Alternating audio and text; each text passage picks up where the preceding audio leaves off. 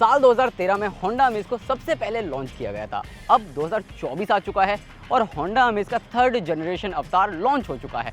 2013 से 24 तक फर्स्ट और सेकंड जनरेशन मॉडल के लगभग 5,80,000 से ज़्यादा ग्राहक मौजूद हैं। तो दोस्तों, मैं हूं अंकित दुबे और मैं मौजूद हूं गोवा में। चलाने आया हूं 3rd जनरेशन होंडा अमेज।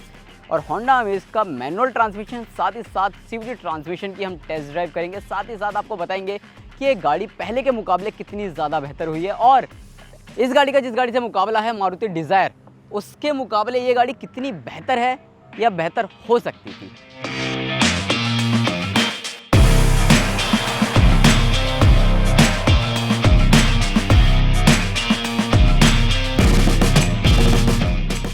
शुरुआत अगर हम लुक्स एंड डिज़ाइन से करें तो होंडा अमेज दिखने में आपको एलिवेट सिटी की याद दिलाती है। फ्रंट प्रोफाइल अगर आप देखेंगे तो एलिवेट जैसा ही नज़र आएगा।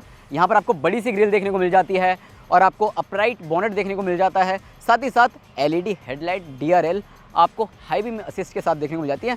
जो DRL है वो वाकई नो डाउट काफ़ी ज़्यादा बढ़िया लगती है। आपको क्लीन और सिंपल लुक अमेज में देखने को मिलता है। बाकी नीचे की तरफ LED फॉगलाइट आपको देखने को मिलती ही मिलती है। चौड़ाई के मामले में अगर देखा जाए तो डिज़ायर के मुकाबले थोड़ी सी चौड़ी है। लंबाई same as it is desire जितनी है। ऊंचाई की बात करें तो ऊंचाई जो है वो 20 mm लगभग कम है। तो ऐसे में ऑब्वियस ही बात है, जो डिज़ायर है वो थोड़ी सी कॉम्पैक्ट नज़र आती है ज़्यादा और ये प्रॉपर एक सेडान नज़र आती है। 3 बॉक्स सेडान अगर आप देखेंगे, फ्रंट प्रोफाइल, साइड प्रोफाइल और रियर प्रोफाइल, वो 3 बॉक्स सेडान वाला रूप आपको ये गाड़ी देती हुई नज़र आती है। साइड प्रोफाइल भी अगर आप देखेंगे तो इस गाड़ी की जो लेंथ है वो same as it is desire जितनी ही नज़र आती है, लेकिन इस गाड़ी का जो व्हील बेस है वो आपको 20 mm ज़्यादा देखने को मिल जाता है और उसका सीधा फ़ायदा इस गाड़ी के इंटीरियर में देखने को मिलता है। अब इंटीरियर में तो फ़ायदा देखने को मिलता ही है क्योंकि वहाँ पर आपको स्पेस ज़्यादा देखने को मिल जाता है।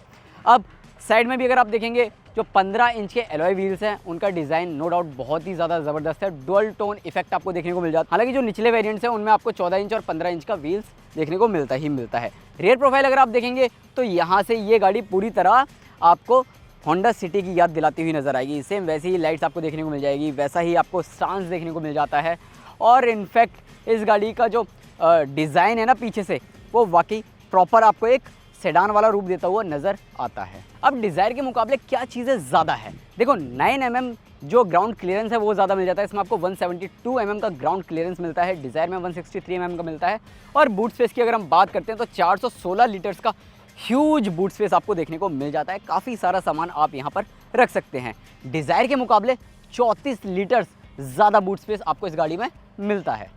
ऑल न्यू होंडा अमेज के इंटीरियर में अगर आप आओगे तो इंटीरियर भी पूरी तरह चेंज देखने को मिलता है। इनफैक्ट अगर आप डैशबोर्ड देखते हैं, सीट्स देखते हैं या फिर सेंटर कंसोल देखते हैं तो काफ़ी स्पेशियस इंटीरियर आपको ये नज़र आता है। डैशबोर्ड अगर आप देखेंगे तो काफ़ी ज़्यादा स्पेशियस आपको ये देखने को मिलता है। साथ ही साथ यहाँ पर ये अलग टेक्सचर देखने को मिल जाता है और ये जो पैटर्न आप देख रहे हैं ये आपको सॉफ्ट टच मटेरियल में देखने को नहीं मिलता। प्लास्टिक है, ये भी प्लास्टिक है, ये भी प्लास्टिक है। हालांकि जो क्वालिटी है वो काफ़ी ज़्यादा बढ़िया देखने को मिल जाती है। इस वजह से आपकी आंखों को ऐसा लगेगा कि ये सॉफ्ट टच मटेरियल है। इसके अलावा 8 इंच का इंफोटेनमेंट सिस्टम मिल जाता है। एप्पल कारप्ले, एंड्रॉयड ऑटो के साथ आता है। टच एंड सेंस बहुत ही ज़्यादा रिस्पॉन्सिव है। इसके अलावा आपको यहाँ पर 7 इंच का इंस्ट्रूमेंट क्लस्टर मिल जाता है जो कि सेमी डिजिटल है। ऐसा इसलिए क्योंकि जो स्पीडोमीटर है वो आपको प्रॉपर एनालॉग मिल जाता है और जो लेफ्ट साइड का पोर्शन है वो पूरा डिजिटल मिल जाता है।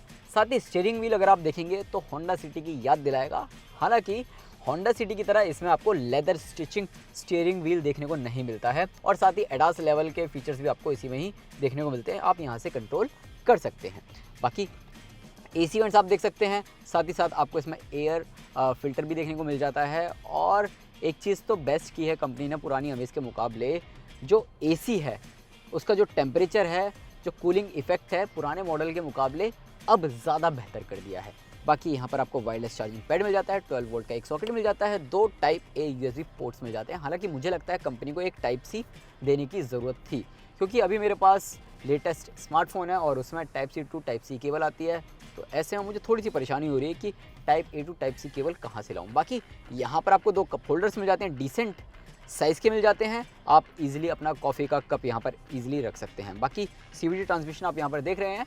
जो मैनुअल ट्रांसमिशन है वो आपको देखने को मिल जाता है, उसमें भी आपको काफ़ी अच्छी खासी जगह देखने को मिल जाती है। अब ये CVT ट्रांसमिशन है तो ऐसे में जो स्टीयरिंग व्हील है, स्टीयरिंग व्हील के नीचे यहाँ पर आपको ये पैडल शिफ्टर्स भी कंपनी ऑफर कर रही है। इसके अलावा हैंड ब्रेक आप देख सकते हैं और को यहाँ पर आर्म रेस्ट नहीं मिलता है, जो कि मुझे लगता है कंपनी को देने की ज़रूरत थी। बाकी यहाँ पर आपको छोटा सा स्टोरेज स्पेस मिल जाता है, आप अपनी गाड़ी की चाबी वगैरह या छोटा मोटा सामान आप यहाँ पर रख सकते हैं। ग्लव बॉक्स भी आपको डिसेंट साइज़ के साथ देखने को मिल जाता है और दरवाज़ों पर आपको अच्छा खासा स्टोरेज स्पेस देखने को मिल जाता है।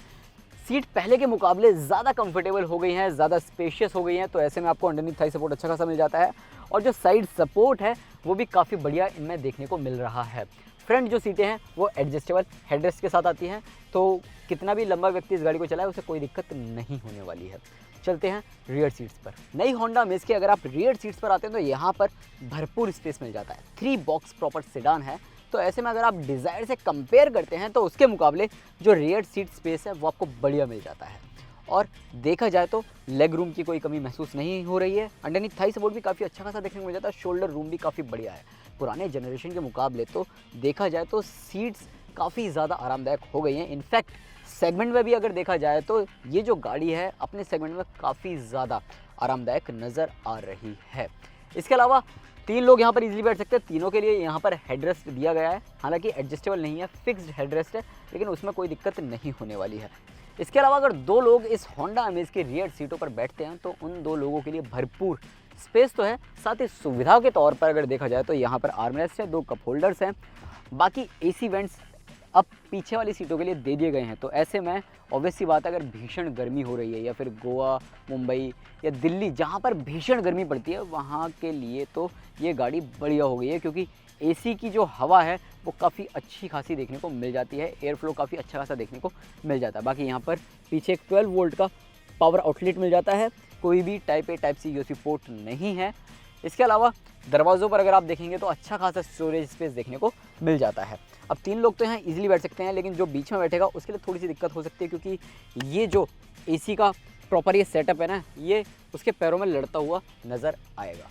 बाकी ओवरऑल अगर देखा जाए तो गाड़ी में स्पेस की कहीं से भी कोई कमी महसूस नहीं होती है। इसके अलावा एक चीज़ की कमी जो कि आपको दिख रही होगी ऑल न्यू होंडा अमेज में, अगर देखा जाए तो जो सनरूफ है वो नहीं दिया जा रहा है। डिज़ायर में आपको सनरूफ मिल जाता है, तो ऐसे में जिन लोगों की शिकायत है ना कि सनरूफ नहीं है, लेकिन मैं तो यही कहूँगा कि कुछ लोग ही ऐसे हैं जो कि शिकायत करेंगे, अदरवाइज़ जो भी इस सेगमेंट का ग्राहक है उसे सनरूफ से इतना ज़्यादा मतलब नहीं।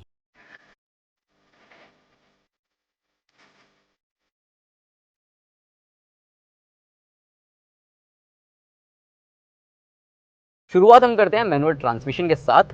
तो होंडा अमेज जैसे कि आपको पता ही है कि ऑल न्यू अमेज में भी 1.2 लीटर का IV टेक 4 सिलेंडर इंजन मिल रहा है, 90 PS की पावर और 110 न्यूटन मीटर का टॉर्क। मैनुअल ट्रांसमिशन है।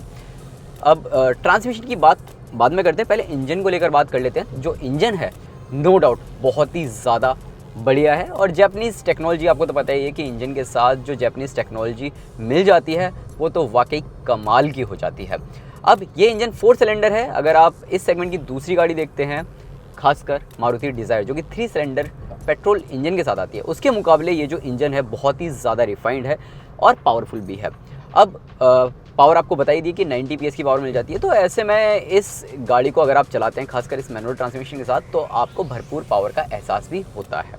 बेस्ट पार्ट ये है कि अगर आप हाईवे पर चला रहे हैं, देखो इंजन से तो किसी तरह की कोई शिकायत देखने को नहीं मिलने वाली। NVH लेवल भी काफ़ी ज़बरदस्त आपको देखने को मिल जाते हैं, और अगर आप इनिशियल रेव से हाई रेव पर ले जाते हैं तो वहाँ पर भी इंजन साइलेंट होने के साथ साथ आपको अच्छी खासी पावर भी ऑफर कर देता है। मैनुअल ट्रांसमिशन, जो ट्रांसमिशन की शिफ्टिंग है वो बहुत ही ज़्यादा स्मूथ है। आप ईज़िली इस ट्रांसमिशन को फर्स्ट, सेकंड, थर्ड गियर या फोर्थ गियर पर भी शिफ्ट करते हैं। इनफैक्ट 5th गियर तक, मतलब आपको कहीं पर भी ये गियर अटकता हुआ दिखाई नहीं देता है। और कंपनी ऐसा कह रही है कि पहले जो पुराना वाला इंजन था उसके मुकाबले ट्यूनिंग में हल्के फुल्के बदलाव किए हैं, यानी कि पहले के मुकाबले पावर थोड़ी ज़्यादा मिल जाती है। और मैनुअल ट्रांसमिशन के साथ आपको ऐसा फील भी होता है अगर आप इसे 3rd से 4th गियर में लेकर जाते हैं और रफ्तार बढ़ने की कोशिश करते हैं, तो वहाँ पर ये गाड़ी आपको एहसास भी दिलाती है अपने उस पावरफुल अंदाज का। इसके अलावा जो क्लच है उसका ट्रैवल आपको ठीक ठाक देखने को मिल जाता है। इनफैक्ट हाई गियर और लो स्पीड का जो कॉम्बिनेशन है वो भी आपको काफ़ी अच्छा खासा आपको इस नई होंडा अमेज के साथ देखने को मिलता है। इंजन के NVH लेवल्स की बात हो गई है, लेकिन अगर हम ओवरऑल केबिन के नॉइज़ हार्शनेस और वाइब्रेशन की बात करें तो यहाँ पर भी आपको काफ़ी साइलेंट केबिन देखने को मिल जाता है। बेस्ट पार्ट तो ये है कि साइड से जितनी भी गाड़ियाँ जा रही हैं और ट्रैफिक का जो नॉइज़ है वो गाड़ी के अंदर कम से कम देखने को मिलता है। और ऑल न्यू अमेज़ को चलाने का फ़ायदा एक ये भी है कि इस गाड़ी में आपको एडास लेवल के फीचर्स मिल जाते हैं, वो भी मैनुअल ट्रांसमिशन के साथ। तो ऐसे में आपका जो ड्राइव करने का एक्सपीरियंस है वो और ज़्यादा सेफ हो जाता है। स्टीयरिंग काफ़ी प्रिसाइज काम करता है और काफ़ी अच्छा खासा इनपुट देखने को मिल जाता है। तेज़ रफ्तार में अगर आप गाड़ी मोड़ने की कोशिश करते हैं तो काफ़ी अच्छा खासा बैलेंस आपको इस गाड़ी से देखने को मिल जाता है। और अगर हम सस्पेंशन सेटअप की बात करें तो सस्पेंशन सेटअप तो सेम पहले जैसे ही है। पहले भी राइड क्वालिटी आपको अच्छी खासी मिलती थी, अब भी आपको राइड क्वालिटी अच्छी खासी देखने को मिल जाती है। हालांकि जो ग्राउंड क्लियरेंस है वो थोड़ा सा ज़्यादा कर दिया, यानी कि 2 mm बढ़ा दिया है। तो ऐसे में अगर आप थोड़े उबड़ खाबड़ रास्तों से जा रहे होते हैं तो आपको जो राइड क्वालिटी है वो थोड़ी और बेहतर देखने को मिलती है। अब देखो, माइलेज तो हमने टेस्ट नहीं किया है नई होंडा अमेज़ का, लेकिन हाँ, मैनुअल ट्रांसमिशन के साथ आपको ठीक ठाक माइलेज मिल जाता है। आप ईजिली 18 kmpl तक निकाल सकते हैं, ऐसा कंपनी का क्लेम है। हालांकि मेरे हिसाब से आपको ये गाड़ी आराम से 14 से 15 kmpl तक का माइलेज दे देगी। अब हम चला रहे हैं नई होंडा अमेज़ का CVT ट्रांसमिशन वाला वेरिएंट। देखो, मैनुअल तो चला चुके हैं, मैनुअल के बारे में बता दिया, लेकिन CVT ट्रांसमिशन अगर आप देखेंगे तो इस सेगमेंट में काफ़ी ज़्यादा बढ़िया मिल जाता है, खासकर होंडा अमेज़ का जो CVT ट्रांसमिशन है। देखो, अमेज़ का सीधा सीधा मुकाबला ना नई डिज़ायर से है, और नई डिज़ायर में आपको AMT ट्रांसमिशन मिलता है। अब देखो, डिज़ायर के मुकाबले तो पावर ज़्यादा मिलती है, लेकिन अगर हम ऑटोमेटिक ट्रांसमिशन की बात करें तो जो CVT ट्रांसमिशन है वो बहुत ही ज़बरदस्त काम करता हुआ नज़र आता है। बेस्ट पार्ट तो ये है कि इस गाड़ी में देखो, CVT ट्रांसमिशन जो है, अगर आप इनिशियल रेव से हाई RPM पर लेकर जा रहे हैं तो जो ट्रांसमिशन है वो काफ़ी बढ़िया काम करता है।